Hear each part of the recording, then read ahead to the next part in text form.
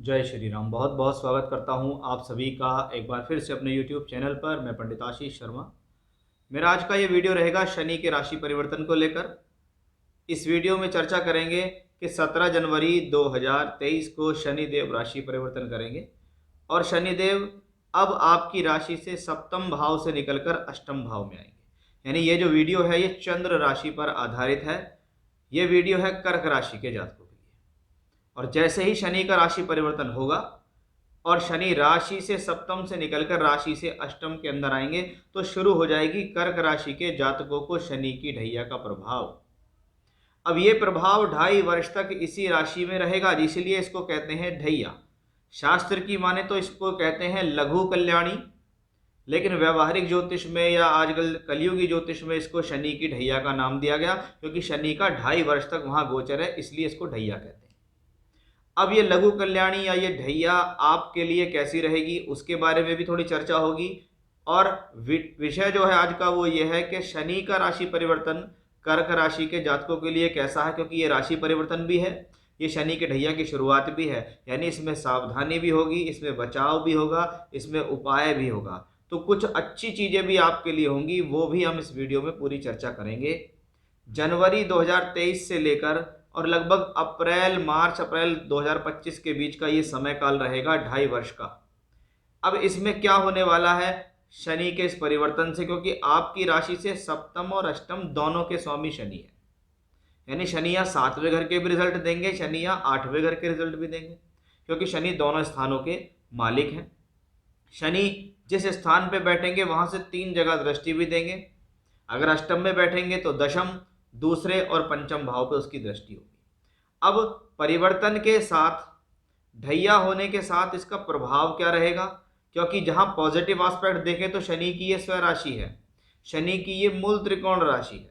और कोई भी ग्रह अपनी राशि के अंदर बैठ के या अपनी मूल त्रिकोण में बैठ के उस भाव का नुकसान नहीं करता। ये एक ज्योतिष का बहुत नेचुरल नियम है कि जो ग्रह अपने भाव में बैठे और अपने भाव को देखे वो उसको नुकसान नहीं पहुंचाएगा। लेकिन एज ए मेलेफिक स्वभाव, कि हर व्यक्ति का एक स्वभाव है, ऐसी ग्रह का एक अशुभ स्वभाव है कि मैं दूंगा तो जरूर, लेकिन मैं कठिनाई से दूंगा, क्योंकि मेरा स्वभाव है अशुभता। अब शनि को कहा जाता है न्यायकारी ग्रह, कर्म कारक ग्रह। और यहाँ कर्म कारक ग्रह के ऊपर ज्यादा जोर देने की बात है कि कर्म का मतलब है आप अपने जीवन के अंदर रोज क्या कर्म करते हो, रोज क्या कर्म कर रहे हो, साथ ही साथ आप अपनी प्रोफेशनल लाइफ के लिए क्या कर रहे हो। नौकरी के लिए आपका क्या व्यवहार है, व्यापार के लिए आपका क्या व्यवहार है, आप नौकरी और व्यापार में किस प्रकार के कर्म करते हो, क्या स्टेप्स उठाते हो, किस तरीके के काम करने की आपका तरीका है, वो सब कहीं ना कहीं शनि पे निर्धारित है। इसलिए जब जब शनि का ट्रांजिट ब्रह्मांड में होता है तब तब हर राशि व्यक्ति विशेष पर इसका प्रभाव है, क्योंकि कर्म ही तो सब कुछ है। हम दिन निकलते से लेकर सूर्यास्त तक जितने भी कर्म करते हैं, चाहे वो नॉर्मल जीवन के हो या काम को लेकर हो, लेकिन वो एक कर्मों में निर्धारित होते हैं, उसी के ऊपर होता है शनि का अधिकार। शास्त्र कहता है चंद्रमा से 8वें घर में गया हुआ अशुभ ग्रह शुभ फल नहीं देता, चिंता देता है, तनाव देता है, गोपनीय चिंता देता है, अशुभ समाचार देता है, संकट देता है जीवन के अंदर। ये अशुभ ग्रह के बारे में लिखा गया है कि चाहे चंद्रमा से सूर्य हो अष्टम में, चाहे मंगल हो, चाहे राहु केतु हो, चाहे शनि हो, क्योंकि ये मैलेफिक है। अब यहाँ शनि को ज्यादा इंपॉर्टेंस इसलिए दी गई क्योंकि वो कर्म का कारक है, वो आपके जीवन के अंदर कार्य क्षेत्र को अपनाता है, वो 2.5 वर्ष तक वहीं रहता है। अन्य ग्रहों के मुकाबले वो तो सब छोटे छोटे समय काल के लिए आते हैं और चले जाते हैं, लेकिन ये 2.5 वर्ष तक पकड़ के नहीं बैठता। इसका मतलब ये बात तो पक्का तय है कि आपकी राशि के लॉर्ड है चंद्रमा। चंद्रमा का मतलब होता है मानसिकता, और मन का कारक से जब राशि से अष्टम में घर में हो तो आपको चिंताएं शुरू हो जाएंगी। ये प्लेनेट सबसे पहले आपके मन पे अधिकार जमाना शुरू करेगा। अब चंद्रमा का आवरण देखो तो व्हाइट, शनि का आवरण देखो तो ब्लैक। और जब चंद्रमा से 8वें में शनि हो तो 8वां घर क्या है, आयु का है। व्यक्ति को अपने जीवन के लिए चिंताएं होनी शुरू हो जाती हैं, अपनी सिक्योरिटी के लिए चिंताएं होनी शुरू हो जाती हैं कि मेरा जीवन में क्या होगा, क्या मेरा ट्रैक सही है, क्या मेरा जीवन अच्छा चलेगा। इन चीजों के बारे में व्यक्ति सोचता है, क्योंकि अष्टम भाव गोपनीयता के साथ साथ अष्टम भाव समाधि है। और जब वहां पर बैठकर वायु तत्व राशि का शनि पहुंच जाए तो विचारों के अंदर आवागमन होता है। अब वो लोग जो योगा, प्राणायाम, समाधि, ध्यान, आध्यात्म के क्षेत्र से जुड़े हुए हैं, उनके लिए ये पॉजिटिव है।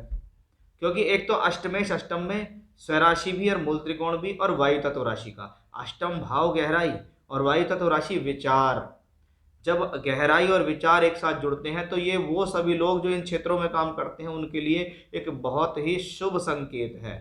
खास तौर पे जो लोग अध्यात्म के क्षेत्र में काम करना चाह रहे हैं उनके लिए ये एर्थ हाउस रिलेटेड सैटर्न बढ़िया है। इसमें एक चीज होगी, आपका जो ध्यान है वो घर परिवार से हटेगा, आपका ध्यान आध्यात्म की तरफ बढ़ेगा। पहले आप छोटी छोटी बातों पर ध्यान देते थे, उन पर आपके मन में चिंता होती थी, लेकिन अब आप उनको इग्नोर करेंगे। अब आप उनके ऊपर आपका कोई फर्क ही नहीं पड़ेगा। आप कहेंगे कोई बात नहीं, जाने दो, जो हो रहा है हो रहा है, होने दो, जो हो रहा है ईश्वर के अधीन हो रहा है, मैं तो अपने काम में लगूं। तो क्या होगा, व्यक्ति का आध्यात्म का क्षेत्र बढ़ेगा। अष्टमेश अष्टम में मूल त्रिकोण राशि के लिए जो लोग ससुराल पक्ष से कुछ धन धन चाहते हैं या ससुराल पक्ष से कुछ पैसा चाहते हैं या सहयोग चाहते हैं, उनको मिलेगा। जो लोग अपने जीवन के अंदर ये चाहते हैं कि पैतृक संपत्ति से रिलेटेड प्रॉब्लम्स हमारी सॉल्व हो जाएं, वो सभी प्रॉब्लम सॉल्व होंगी राशि में गए हुए से 8वें घर के शनि में। अब 8th हाउस में शनि है, कर्म कारक है। एक बात तो पक्का होगा कि ये प्लेनेट डिले देगा, क्योंकि शनि का मतलब है शनै शनै चलने वाला ग्रह, एक ऐसा प्लेनेट जो धीरे धीरे चलता है, धीरे धीरे चलेगा। 2.5 वर्ष में वो कहेगा 8वें घर के मैं बैठ गया हूँ, अड़चनों के भाव में बैठ गया हूँ, कर्म कारक होके बैठ गया हूँ, इसलिए कर्म के अंदर खिंचावट आएगी, स्लो प्रोग्रेस होगी। कर्क राशि के जातकों के लिए ये 2.5 वर्ष में प्रोग्रेस स्लो करेगा। ये प्लेनेट देगा तो जरूर, लेकिन स्लो करके देगा। यही अष्टम का शनि यदि हम देखें ढैया के हिसाब से, तो मैंने आपको बता ही दिया कि भी मानसिक चिंता देने वाला तो ये ग्रह है। अब आपको 2.5 वर्ष स्ट्रेस के साथ जीने की आदत तो डालनी पड़ेगी, क्योंकि ये उस प्लेनेट का नेचर है। अगर देने की बात करें तो ये देने में बहुत सक्षम है, अगर नकारात्मकता की बात करें तो उतनी नकारात्मकता नहीं है सिवाय स्ट्रेस के। अब आपको अपने आप को नकारात्मक चीज़ों से बचाना है, व्यर्थ की सोच बंद कर देना, क्योंकि ऐसा प्लेनेट जरूरत से ज़्यादा सोचने पर मजबूर करता है। नकारात्मक लोगों से दूर रहो, नकारात्मक विचारों से दूर रहो। ईश्वर की आराधना में जितना ज़्यादा ध्यान दोगे उतना आपके लिए बढ़िया है। मैं ऐसी स्थिति में जरूर कहूँगा कि रोजाना अपने राशि के लॉर्ड चंद्रमा यानी भगवान शिव की रोज पूजा करो और हनुमान जी की रोज पूजा करो। ऐसी स्थिति में आप रुद्राष्टकम, लिंगाष्टकम, शिव स्तोत्र का पाठ कर सकते हैं, शिवाष्टक पढ़ सकते हैं, आप इवन मृत्युंजय मंत्र की माला का जाप भी कर सकते हैं, ओम नमः शिवाय मंत्र की माला का जाप भी कर सकते हैं। तो वहीं राशि से 8वें में शनि है, तो ऐसी स्थिति में हनुमान जी की पूजा करनी बहुत अच्छी है। सैटरडे को आप सरसों के तेल का दिया जला सकते हैं पीपल पे जाकर। सैटरडे नाइट आप शनि के बीज मंत्र की चैंटिंग यानी माला का जाप कर सकते हैं, वो आपके लिए बहुत बढ़िया रहेगा। तो रेमेडी करनी आपके लिए बहुत जरूरी है यदि आप ढैया के प्रभाव से मुक्त होना चाहते हैं। अब ये शनि अष्टम भाव में बैठकर दशम भाव पे दृष्टि देता है। शनि की दृष्टियों में सबसे ज्यादा शापित दृष्टि शनि की तीसरी दृष्टि है। तीसरी मतलब जिस भाव पे शनि की तीसरी दृष्टि होगी वहां से संबंधित संघर्ष उत्पन्न होगा। यानी संघर्ष कहाँ उत्पन्न हो रहा है, कार्य क्षेत्र के अंदर, कि कर्म कारक ग्रह ही अष्टम से बैठकर दशम भाव को देख रहा है, यानी प्रोफेशनल लाइफ में स्ट्रेस तो ये प्लेनेट देगा। लेकिन उपाय जो मैंने बताए हैं यदि करें आपने तो आप देखेंगे खुद कि मेरी लाइफ में प्रॉब्लम्स आ रही थी लेकिन अपने आप ही खत्म होती हैं। और आपने उपाय नहीं करे, आपने उनके बारे में कोई चिंता नहीं करी, फिर बाद में आप दोष देते रहेंगे कि शनि ने मुझे ये कर दिया, शनि ने ये कर दिया। बहुत गंदे गंदे कमेंट्स लोग बाग करते हैं, मैं बड़ा हैरान होता हूँ उसे देखकर। ऐसा लगता है जैसे सब कुछ शनि ने ही आपका कर दिया हो। बाकी अपने कर्मों को कोई नहीं देखता। जब तक आप खुश थे तब तक तो आपने कभी भी ये दोष नहीं दिया कि मेरा शनि ने ये बिगाड़ दिया। जैसे ही प्रॉब्लम आनी शुरू हुई तो तुरंत आपने सारा ठीकरा फोड़ दिया शनि के ऊपर, जबकि गलती तुम्हारी खुद की होती है। तुम अपने ही तो भोग भोगने आए हो इस दुनिया के अंदर। आपने खुद ऐसे कर्म करे हैं जिसको आप भोग रहे हो। तो दोष देना बंद करो, कर्म करना शुरू करो, क्योंकि शनि कर्म से खुश होते हैं। दशम भाव में राहु है, शनि की तीसरी दृष्टि पड़ती है। इसका मतलब क्या है कि 10th हाउस पे अशुभ प्रभाव आया, यानी कार्य क्षेत्र को लेकर वर्ष 2023 में अगर देखें थोड़ी खिंचावट आप लोगों को रहेगी। प्रोफेशनली मन थोड़ा चिंतित रहेगा। कभी मन करेगा काम बदल लूँ लेकिन काम नहीं बदलना, कभी मन करेगा नौकरी बदल लूँ, नौकरी नहीं बदलना। जहाँ है जिस ट्रैक पे है वहीं पे काम करें। शनि की धन भाव पे दृष्टि आपको थोड़ा सा ब्लंट बना सकती है, ज़्यादा स्पष्ट वक्ता हो जाओगे, किसी जो मन में आएगा वो बोल दो कि ये थोड़ा सा इसको संभाल कर रखें। धन संचय पे ध्यान दें कि कैसे मैं अपने जीवन में अपना पैसा जो कमा रहा हूँ उसको कैसे साइड बाय साइड इकट्ठा करके जोड़ सकूँ, वो एक अच्छी पॉलिसी यहाँ से दिखाई देती है। शनि का अष्टम से बैठकर पंचम भाव पे दृष्टि, ऐसे समय में सबसे पहले अपनी शिक्षा पर ध्यान दें, क्योंकि ये प्लेनेट आपके दिमाग को भटका सकता है। आपको भटकाव से बचना है, इस चीज का ध्यान रखिएगा।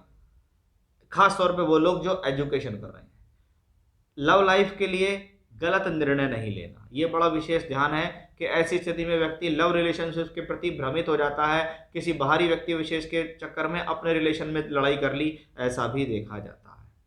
हाँ, संतान के लिए ट्राई कर रहे हैं, आपको संतान चाहिए, कंसीव करना है, तो ये शनि संतान प्राप्ति के योग भी देगा।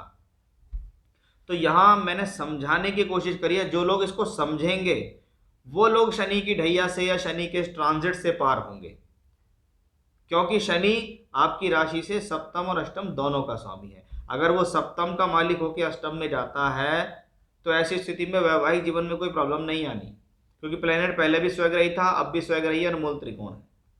हाँ, विवाह जिन लोगों के नहीं हुए हैं उसमें थोड़ा सा ये कॉन्सेप्ट गड़बड़ है, क्योंकि अगर विवाह पिछले समय में नहीं शनि ने कराया तो 8वें घर में बैठकर शनि विवाह नहीं कराएगा, यानी फिर आपके लिए स्थिति 2-2.5 साल के लिए डिले हो जाएगी।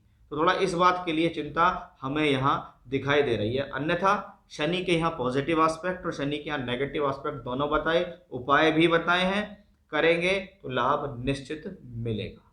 ये था मेरा आज का विषय कि कैसा रहेगा कर्क राशि के जातकों पर शनि के इस परिवर्तन का प्रभाव। फिर से इसी प्रकार की जानकारी लेकर आपके सामने हाजिर होऊंगा, तब तक के लिए बने रहिएगा मेरे साथ। जय श्री राम।